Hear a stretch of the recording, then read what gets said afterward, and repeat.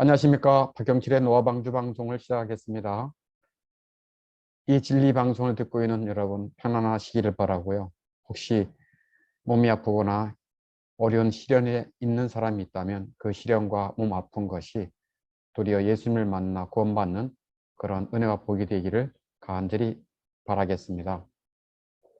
이렇게 배를 움켜잡고 있는 여인처럼 12년 동안, 무려 12년 동안 끊임없이 피가 나오는 병을 앓고 있었던 여인이 있었습니다. 그 병을 혈루증이라고 말합니다.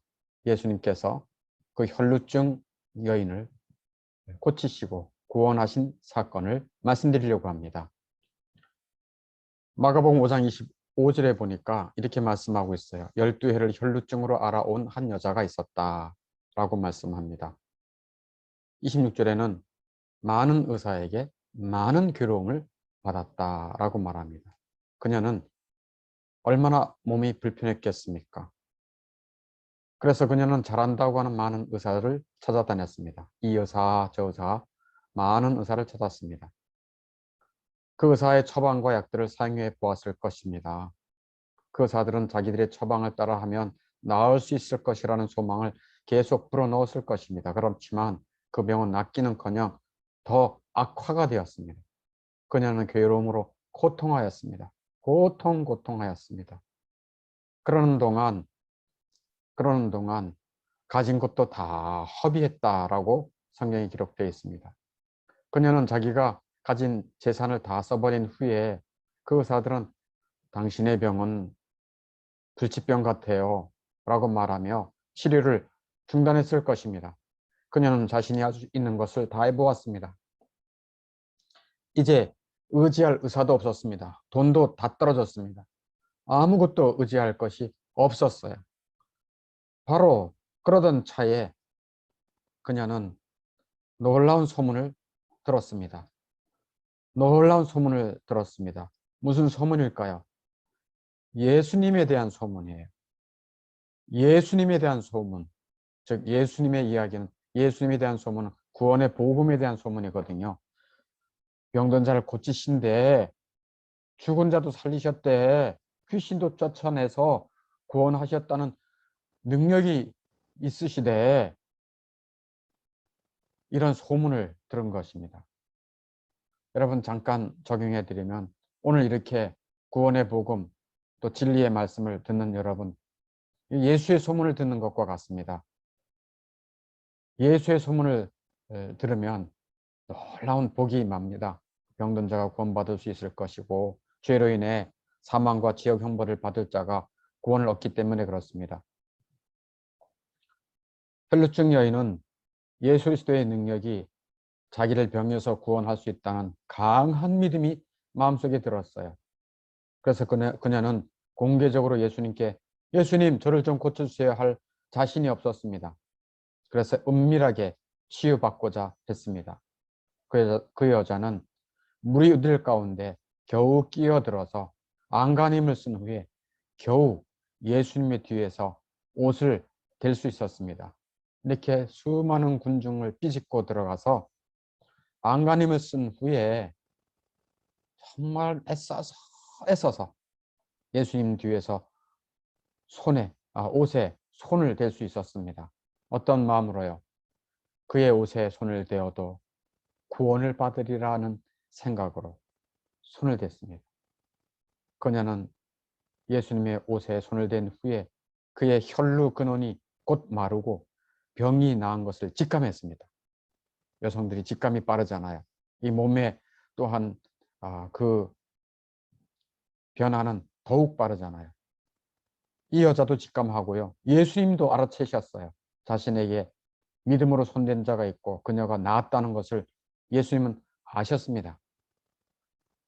마가복음 5장 30절에 기록되어 있죠. 예수께서 그 능력이 자기에게 나간 줄을 곧 스스로 아시고 무리 가운데 돌이켜 말씀하시되 누가 내 옷에 손을 대었느냐?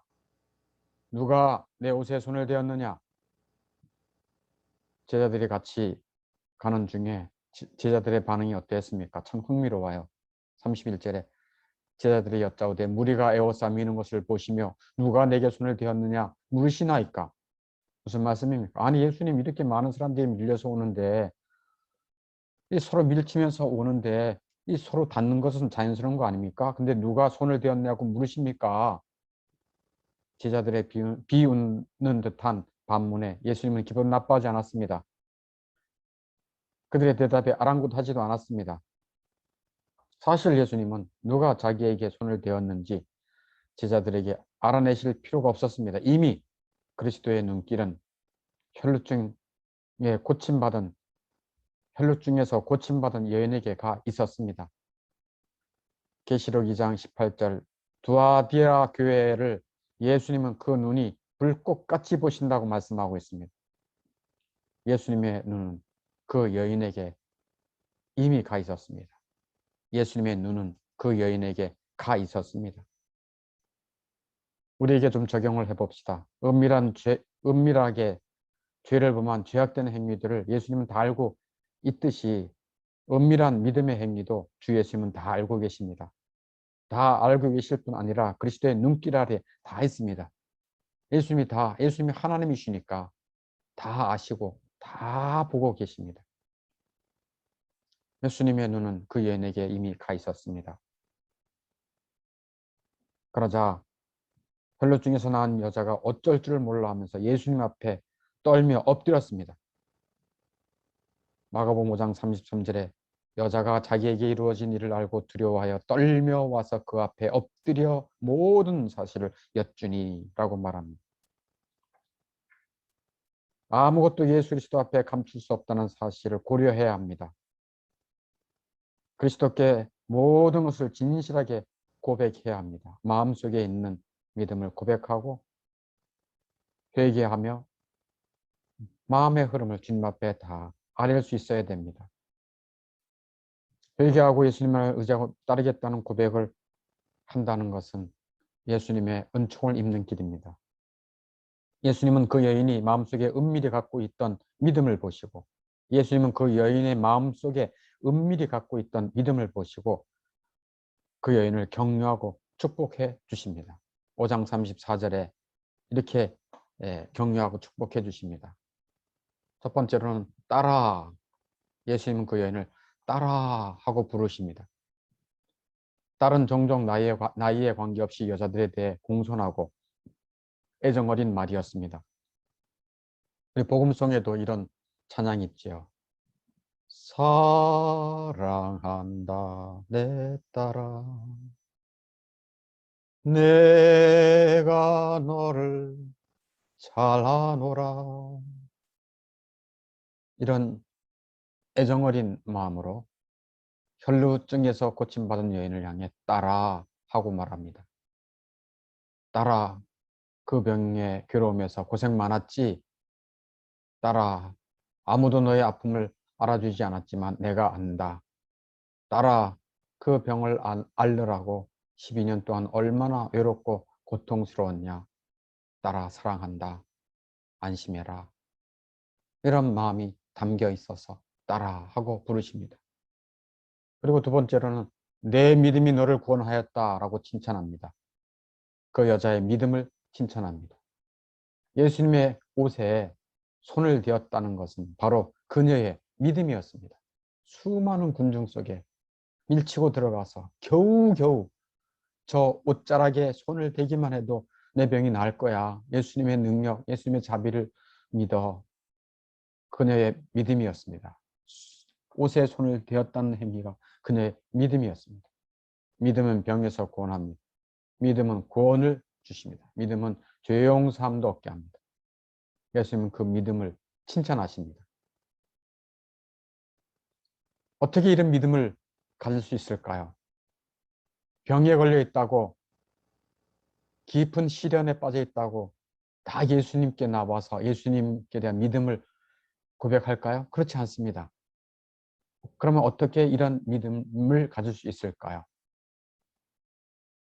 예수님의 제자 베드로의 믿음 고백에 대해서 예를 들겠습니다. 예수님의 제자 베드로는 믿음의 고백을 함으로 예수님의 칭찬을 받았어요. 마태복음 16장 16절에 베드로가 이렇게 고백하죠. 주는 그리스도이십니다. 살아계신 하나님의 아들이십니다. 라고 믿음의 고백을 하자 예수님이 칭찬합니다. 마태복음 16장 17절에서 네가 복이 있도다. 이것을 내게 알게 하니는 혈육이 아니요. 혈육이 아니라는 얘기는 교육으로도 안 되고 사람의 힘으로도 안 된다. 사람의 가르침으로 되는 것이 아니다. 하늘에 계신 내 아버지시니라. 너에게 믿음을 준 것은 하늘에 계신 내 아버지가 너를 나에게 인도하고 믿음을 주셨다라고 말하는 것입니다. 믿음, 하나님이 주십니다. 믿음, 예수님이 주십니다. 예수, 예수, 귀한 예수, 믿음 더욱 주세요. 이런 찬송가도 있죠. 믿음을 달라고 기도하시기 바랍니다. 예수님이 나의 육체와 영혼의 깊은 질병에서 구원하실 수 있는 구원자이심을 믿는 믿음을 달라고 간구하기를 바랍니다. 혈중 여인을 예수님은 칭찬하십니다. 그녀의 믿음을 칭찬하십니다. 내 믿음이 너를 구원하였다. 세 번째는 어떻게 격려하고 칭찬합니까? 평안히 가라 라고 말합니다. 그 여자에게 평안히 가라 라고 말합니다. 이건 작별 인사일 뿐 아니고요. 구원을 맛본 자에게 주는 신적 평안인 것입니다. 이 여자는 육체적 질병에서 구원받은 것뿐 아니라 영혼의 구원도 받은 것입니다. 육체의 고통을 통해서 영혼의 구원까지 받을 수 있는 것입니다. 그래서 평안히 가라. 은혜 받은 자에게 주시는 평안이죠. 네 번째로는 예수님께서 혈중 여인에게 뭐라고 칭찬과 격려를 하십니까? 내 병에서 놓여 건강하라 라고 말합니다. 12년 동안 그 여인을 괴롭히던 혈루 근원이 말라버렸음을 선포하는 것입니다. 이제 그 지긋지긋한 병에서 놓여 건강할지어다 라고 선포해 주신 것입니다. 이 진리 영상을 듣고 있는 여러분, 혹시 여러분이 깊은 질병이 있습니까? 또는 말할 수 없는 고통과 시련이 있습니까? 도리어 그것을 통해서 예수님을 만나고 하나님을 믿는 그런 기회가 될 수가 있습니다. 저도 청소년 시절에 깊은 병에 걸린 적이 있습니다. 제 감정을 간단히 말씀드리면 뼛속이 썩어가는 병이에요. 소위 말해서 골수염이라고 말하죠. 수술했지만 2년 동안 수술한 그 왼쪽 다리 위에서 계속 피고름이 나오는 거예요. 계속 피고름이 나와요. 오죽하면 청소년 때에 그때 피를 먹게 하는 응고제, 니라마이드라고 하는 것을 내가 병원에서 사서, 약국에서 사서 그걸 막 뿌렸는데도 또 나오고 또 피고름이 나오고. 물론 학교도 못 다니고요. 아무것도 할 수 없었습니다. 쩔뚝거리고 다녔습니다. 육체적인 고통은 말할 것도 없고요. 계속해서 병원을 가야 되는 경제적인 결핍은 또 말할 수 없습니다. 저희 부모님이 그때 경제적으로 어려워서 친척들에게 이 아들 고치려고 돈을 끌어다닌 것을 제가 압니다. 얼마나 고통스럽고 이제 내 인생은 이제 아무것도 할 수 없어 라고 하는 그런 절망감에 세상을 떠날 그런 마음도 가졌던 것이 있습니다. 그런데 나의 고통스러운 질병이 아무것도 의지할 수 없으니까요. 오직 주 예수님만 의지하게 했습니다. 주 예수님께만 매달렸어요. 그래서 어머니를 따라 새벽 기도에 늘 가고 주일 예배는 잊지 않고 쩔뚝거리면서 창피하지만 지팡이 짚고 나가기도 했습니다. 주변에 있는 사람들은 에휴, 저래가지고 사람 구실 하려나, 저래가지고 어떻게 제대로 사람 노릇하겠어? 라는 말을 들었던 적이 있습니다. 마음속으로 주님 앞에 기도합니다. 저를 걸어 다닐 수만 있게 해주신다면 주를 위해 살겠습니다. 저는 그때 가장 간절한 게 걸어 다닐 수만 있다면 가장 좋겠다고 생각했어요.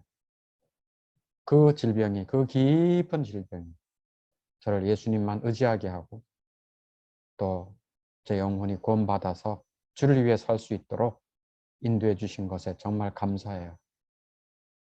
굉장한 고통과 어려움과 외로움과 힘든 일이었지만 그것이 저에게 도리어 은혜가 되고 주 예수님을 믿는 기회가 됐음을 말씀드리면서 여러분들에게도 혹시 깊은 질병 또는 시련, 환란이 도리어 여러분의 생애를 뒤바꿔 놓는 예수님을 만나는 최고의 삶이 될 수 있기를 간절히 바라겠습니다. 노아방주 방송을 마치겠습니다.